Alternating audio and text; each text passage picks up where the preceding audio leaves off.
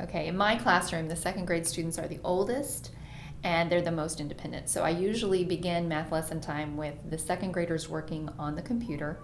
I ask them to preview their lesson by playing some of the games and things that are associated with it on Think Central. And then while I'm teaching first grades lessons, they're kept busy doing that and learning. And then when first grade is done with their lesson, I send them back to their seat to work on their assignment. And second grade comes to my table to have their lesson.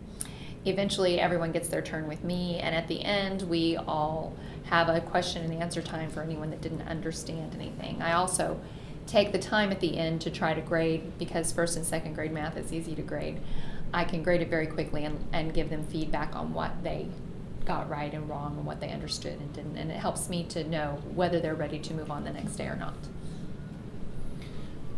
I don't have a set this grade first and then the other.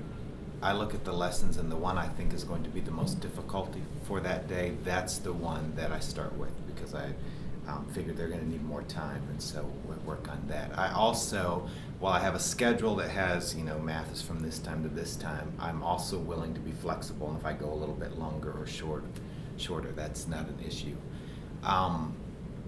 What I like to do, though, is once the students are working on their lessons, then give them the opportunity to bring it to me when they're finished, so that I can look at that and say, well, you missed this problem, go back and think about what you did here, and try to help step them through the process of figuring out what they did wrong.